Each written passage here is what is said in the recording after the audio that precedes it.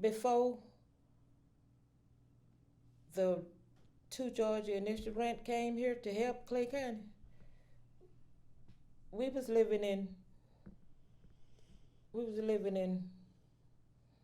I guess you could say, another world.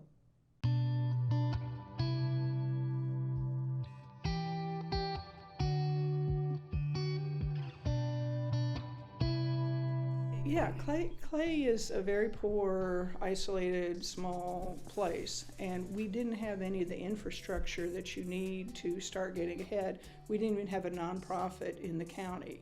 We have one grocery store, 2 gas stations, no restaurants except for the little ones inside of the gas stations.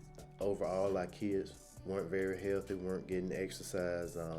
We did surveys and community focus groups, and we found out the kids just weren't going to the doctor at all. We just wanted everybody to know how desperate it is in rural counties to receive these services.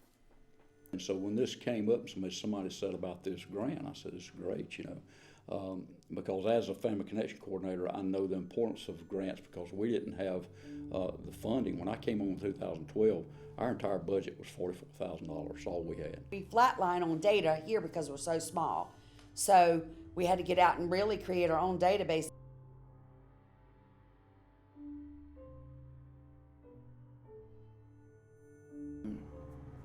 One of the first people that we reached out to was Georgia Healthcare Foundation.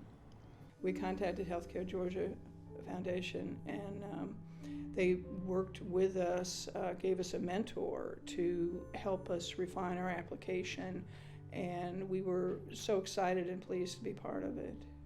It was just wonderful. And from there, things just sprung. I mean, it just blossomed out. And we had all sorts of different opportunities and events under these focus areas that we worked on and continue to work on. We had youth services, access to health care, and healthy living.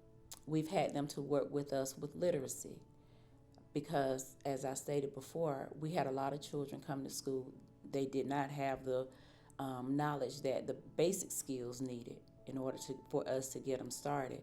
And even though our main focus at that time was literacy, we were still working on health issues because we know that if a child goes to school and he's hungry, he's not going to do well in school.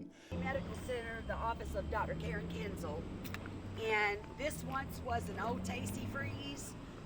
I mean, it leaked. It was really not a very good, it wasn't an uplifting place to come to, but it met the needs of the people and it served the people that she served within the medical.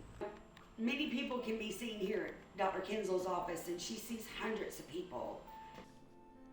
I know we talked to several people about needs, about the community needs, and you had one group that thought they knew what the community needed, but actually they hadn't asked the community. So they were just kind of assuming they knew what the community needed, but they really didn't know what the community needed. And when we did our focus groups with the community, we actually found out what the needs were.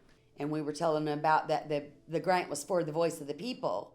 And we couldn't do a grant without your input, that you are at the forefront. We could not deliver, we could not plan until we talked to the people. We went to churches. We went to the convenience stores. We went to the store. We went everywhere, and people accepted us because they, we didn't think they was going, but they needed this. They wanted this. The main impact was it gave us the structure to go further.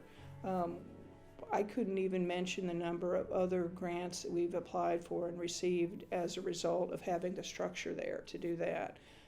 Things like the cameras for the high school students, community gardens, we've got some food pantry money. The first stop on our way is our food pantry.